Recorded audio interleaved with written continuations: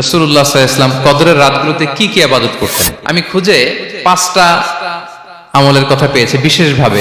রাসূল সাল্লাল্লাহু আলাইহি ওয়াসাল্লাম বলেছেন, মান হুরিমা খায়রাহা ফাকাদ হুরিম, যে কদরের বরকত থেকে খায়ের থেকে বঞ্চিত হলো সে আসলেই বঞ্চিত। হি ইজ দ্য লুজার, সে হতভাগা, সে পোড়া কপাল, সে বঞ্চিত। লাস্ট 10 days অফ রমাদান খুব গুরুত্বপূর্ণ, সবচেয়ে the cream time of Ramadan. I repeat, এটা রমাদানের একেবারে মাহেন্দ্রক্ষণ। এই 10 দিনের যে কোনো 10 রাতের যে কোনো রাত কদর হয়ে যেতে পারে, বিশেষ করে অড নাইটস গুলো 21, 23, 25, 27 এবং 29, যে কোনো দিন হয়ে যেতে পারে কদর। সো বুদ্ধিমানের কাজ হচ্ছে আমরা যেন রমাদানের শেষ 10 রাতে লাগাতার একইভাবে একই স্পিডে আমরা যেন ইবাদত করি। কোন রাতে বেশি করলাম, হয়তো 27 রাতে আমি খুব ভাব গাম্ভীর্য নিয়ে খুব আবেগ নিয়ে ইবাদত করলাম, কিন্তু হয়ে যেতে পারে যে এবছর কদর ছিল 25 রাত, হতে পারে না? পারে। তো আমরা তো মিস করে ফেললাম। তো আমরা যেন মিস না করি। বুদ্ধিমানের কাজ হবে সমানতালে ইবাদত করা, এবং এটা এত গুরুত্বপূর্ণ। রাসূল সাল্লাল্লাহু আলাইহি ওয়াসাল্লাম এত এমফাসাইজ করে কোন রাতের কথা বলেনি। আরবি মাস অনুযায়ী 354টা রাতের মধ্যে সবচাইতে শ্রেষ্ঠ রাত, সবচাইতে শ্রেষ্ঠ রাত সূর্য ডোবার পর থেকে হাত্তা মাতলাইল ফাজর, ফজরের সূচনা লগ্ন পর্যন্ত শান্তিময় এ রাত, বরকতের এ রাত। রাসূল সাল্লাল্লাহু আলাইহি ওয়াসাল্লাম বলেছেন, মান হুরিমা খায়রাহা ফাকাদ হুরিম, যে কদরের বরকত থেকে খায়ের থেকে বঞ্চিত হলো সে আসলেই বঞ্চিত। হি ইজ দ্য লুজার, সে হতভাগা, সে পোড়া কপাল, সে বঞ্চিত। মান হুরিমা খায়রাহা ফাকাদ হুরিম, যে কদর পেল না সে হতভাগা। এখন আমরা কি হতভাগা হতে চাই? আমরা তো শুরুতে অনেক হোপফুল ছিলাম, এত এত ব্লেসিংস, এত এত বরকত, রহমতের ফলগু ধারায় আমরা প্লাবিত হচ্ছি রমাদানে। তা আমরা তো হতভাগা হতে চাই না। তা আমরা যেন এই শেষ 10 দিন এক তালে আন্তরিকতার সাথে ঈমান ও ইহতিসাবা আমরা যেন ইবাদত করি। সম্মানিত ভাই এবং বোনেরা, তাহলে আমরা সৌভাগ্যশীলদের অন্তর্ভুক্ত হতে চাই, হতভাগা হতে চাই না। আমরা এবার একটু শুনবো যে রাসূলুল্লাহ সাল্লাল্লাহু আলাইহি ওয়াসাল্লাম কদরের রাতগুলোতে কি কি ইবাদত করতেন। আমি খুঁজে 5টা আমলের কথা পেয়েছি বিশেষভাবে। কমন যে আমলগুলো সেগুলো তো ছিলই, বিশেষভাবে 5টা কাজ রাসূল সাল্লাল্লাহু আলাইহি ওয়াসাল্লাম এই কদরের রাতে করতেন। 1 নম্বর কাজ হচ্ছে তিনি সারা রাত জেগে ইবাদত করতেন এবং পরিবারের লোকদেরকে ঘুমোতে দিতেন না, উঠিয়ে দিতেন। বছরের অন্য কোন সময়ে সারা রাত জেগে ইবাদত করার কোন নজির রাসূল সাল্লাল্লাহু আলাইহি ওয়াসাল্লামের জীবনে ছিল না। সব রাতে ঘুমাতেন। আমি জোহর বারুতে একটা কনভেনশনে the daily routine of prophet সাল্লাল্লাহু আলাইহি ওয়াসাল্লাম একটা আলোচনা করেছিলাম, যেখানে রাসূল সাল্লাল্লাহু আলাইহি ওয়াসাল্লামের দৈনন্দিন জীবনের রুটিন আলোচনা করেছিলাম। সেখানে আমরা বলেছি যে রাসূল সাল্লাল্লাহু আলাইহি ওয়াসাল্লামের দৈনন্দিন অভ্যাস ছিল তিনি এশার পরেই তাড়াতাড়ি ঘুমিয়ে পড়তেন আর মিড নাইটে উঠতেন। রাসূল সাল্লাল্লাহু আলাইহি ওয়াসাল্লামের কর্মদিবস শুরু হতো মিড নাইটে। আমাদের তো সকালে কারো আরো অনেক পরে শুরু হয়। রাসূল সাল্লাল্লাহু আলাইহি ওয়াসাল্লামের কর্মদিবস শুরু হতো বেসিক্যালি মিড নাইটে। এশার পরে কথাবার্তা না বলে আগে ঘুমোতে যেতেন, মিড নাইটে উঠতেন, কিন্তু ঘুমাতেন। ঘুম ছাড়া রাত কাটাতেন না। সারা বছরের এটা ছিল যে এশার পর পরে ঘুমোতে যেতেন, except the last 10 days of Ramadan. রমাদানের শেষ 10 রাতে রাসূল সাল্লাল্লাহু আলাইহি ওয়াসাল্লাম ঘুমাতেন না। এই 10 দিনের ব্যাপারেই পাওয়া যায় সারা রাত জেগে তিনি ইবাদত করতেন। আম্মা জান আয়েশা রাদিয়াল্লাহু তাআলা আনহা বলেন, ইযা দাখালাল আশরু আহিয়াল লাইলা ওয়া আইকাযা আহলা ওয়া জাদ্দা ওয়া শাদ্দাল মিজার। রমাদানের শেষ দশক যখন আসতো রাসূল সাল্লাল্লাহু আলাইহি ওয়াসাল্লাম সারা রাত জেগে ইবাদত করতেন। পরিবারের সদস্যদেরকে জাগিয়ে তুলতেন, স্ত্রীদের ঘুমাতে দিতেন না, জাগিয়ে তুলতেন। ফাতেমা রাদিয়াল্লাহু তাআলা আনহার ঘর পাশেই ছিল, তাদেরকে যে জাগাতেন এবং নিজে সারা রাত ইবাদত করতেনই। জাদ্দা ওয়া শাদ্দাল মিজার, খুবই বলিষ্ঠ ভাবে, খুব মজবুত ভাবে কোমরে গামছা বেঁধে নামার একটা এক্সপ্রেশন এখানে দেওয়া হয়েছে। মিজার, ইজহার মানে হচ্ছে বাংলা করলে হয় লুঙ্গি। লুঙ্গি আমরা যখন খুব শক্ত কোনো কাজ করতে যাই তখন তারা কি করে, খুব টাইট করে লুঙ্গিটা বাঁধে। তার মানে বোঝানো হচ্ছে রাসূল সাল্লাল্লাহু আলাইহি ওয়াসাল্লাম কোমরে ভালো করে লুঙ্গি বেঁধে বা গামছা বেঁধে আটকাট বেঁধে নামতেন শেষ 10 দিনের জন্য। এই সময় তিনি মানে কাউকে কেমন যেন চিনতেন না, সবসময় ইবাদতে মগ্ন থাকতেন।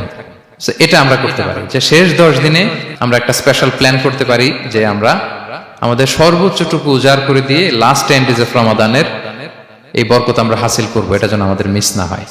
তাহলে এটা আমরা একটা পেলাম। 2 নাম্বার হচ্ছে ইতিকাফ করা। রাসূলুল্লাহ সাল্লাল্লাহু আলাইহি ওয়াসাল্লাম রমাদানের শেষ 10 দিন ইতিকাফ করতেন। আমাদের আয়েশা রাদিয়াল্লাহু তাআলা আনহা বলেন, কানা ইয়াতাকিফুল আশরাল আওয়াখির মিন রমাদান। রমাদানের শেষ দশকে তিনি ইতিকাফ করতেন হাত্তা তাওয়াফাহুল্লাহ, ওনার ইন্তেকালের আগ পর্যন্ত এই অভ্যাসটাই তিনি জারি রেখেছেন। সুম্মা আতাকাফা আজওয়াজুহু মিন বা'দি, তারপরে ওনার স্ত্রীরা ইতিকাফ করেছেন।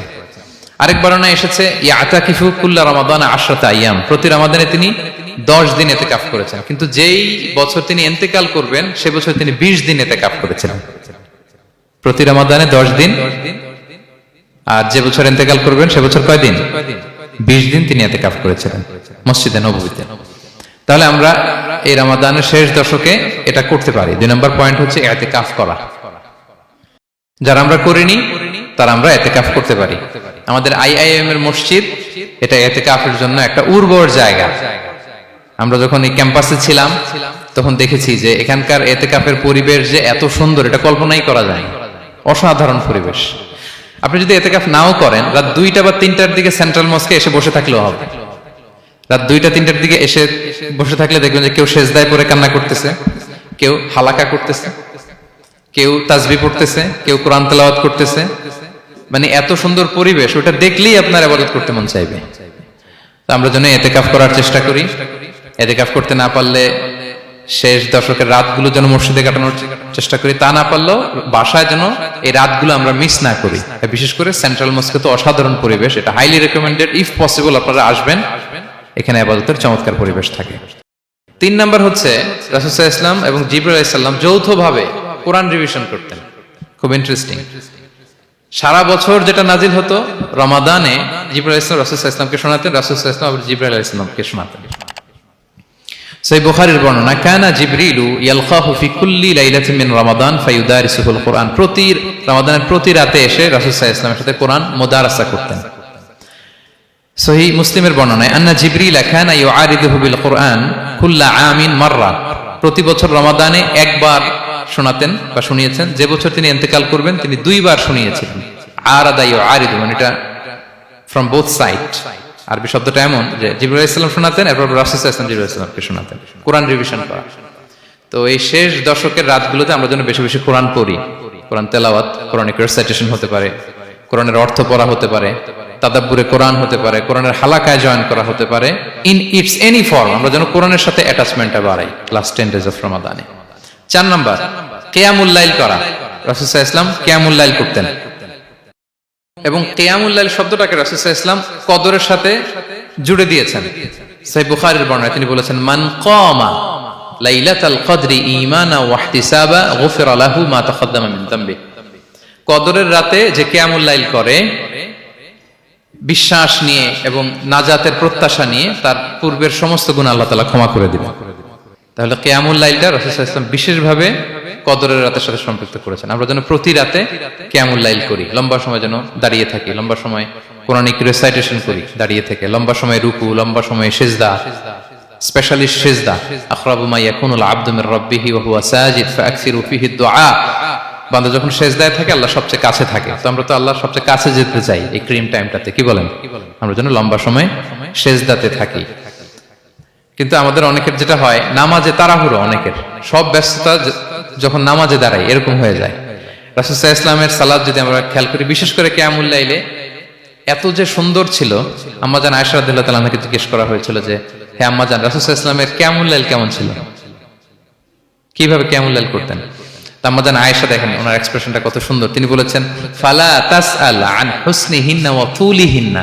রাসূল সাল্লাল্লাহু আলাইহি ওয়াসাল্লামের কিয়াম যে কত সুন্দর ছিল, কত লম্বা ছিল, আমায় জিজ্ঞেস করো না, আমি বলতে পারবো না।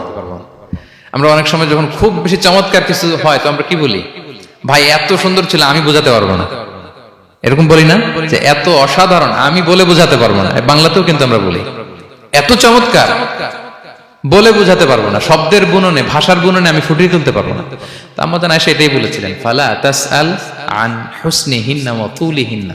রাসূল সাল্লাল্লাহু আলাইহি ওয়াসাল্লামের রাতের নামাজ কিয়ামুল লাইল যে কত সুন্দর ছিল, কত দীর্ঘ ছিল, লম্বা ছিল, আমায় জিজ্ঞেস করো না, আমি বলে বোঝাতে পারবো না।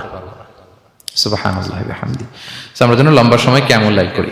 আম্মাজান আয়েশা রাদিয়াল্লাহু তাআলা আনহা আরো বলেন, কানা ইয়াকুমু মিনাল লাইলি হাত্তা তাতাফাত্তারা কদামা।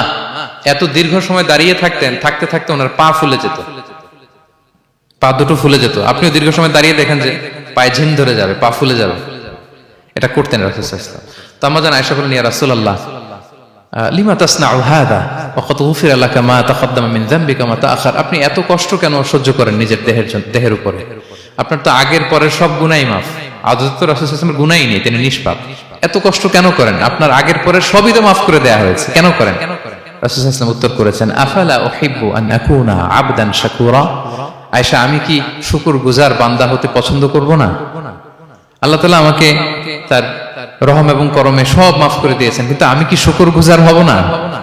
আমি কি আমার রোলটা প্লে করব না? আমি কি নিজেকে সঁপে দেব না আল্লাহ তাআলার কাছে জায়নামাজে?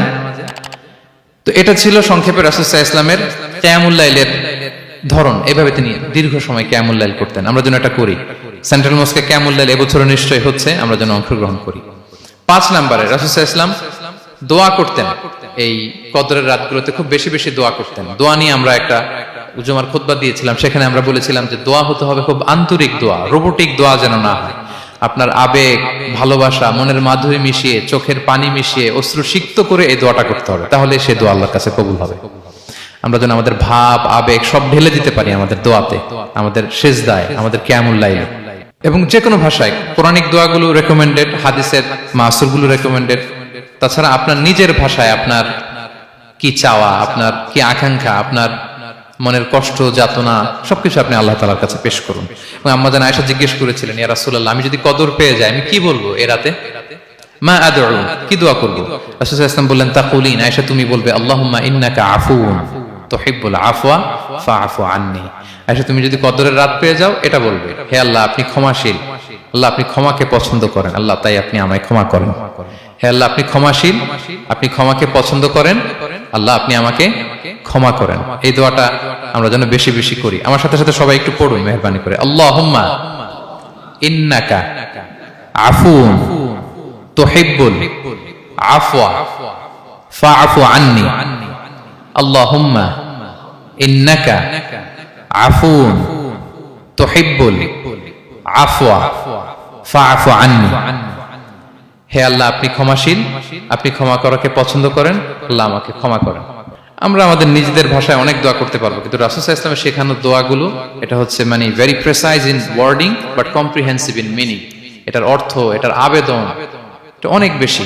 আমি অনেক 10টা-20টা বাক্য বলে এত সুন্দর কথা মিলাতে পারবো না। রাসূল সাল্লাল্লাহু আলাইহি ওয়াসাল্লাম যেটা শিখিয়ে দিয়েছেন, আগে আল্লাহর প্রশংসা করলাম, আল্লাহ আপনি ক্ষমাশীল, আবারও প্রশংসা, আল্লাহ আপনি তো ক্ষমা করাকে পছন্দ করেন। যেটা আপনি পছন্দ করেন না ওইটা তো চাচ্ছি না, যেটা আপনার পছন্দ, যেটা আপনি করতে ভালোবাসেন, গাফিরিয যামবি ওয়া কাবিলিত তাওব, আপনি ক্ষমা করাকে পছন্দ করেন, তওবা কবুলকে আপনি পছন্দ করেন, তো সেটাই তো চাচ্ছি আপনার কাছে, আপনি আমার তওবা কবুল করুন, আল্লাহ আপনি আমাকে ক্ষমা করুন।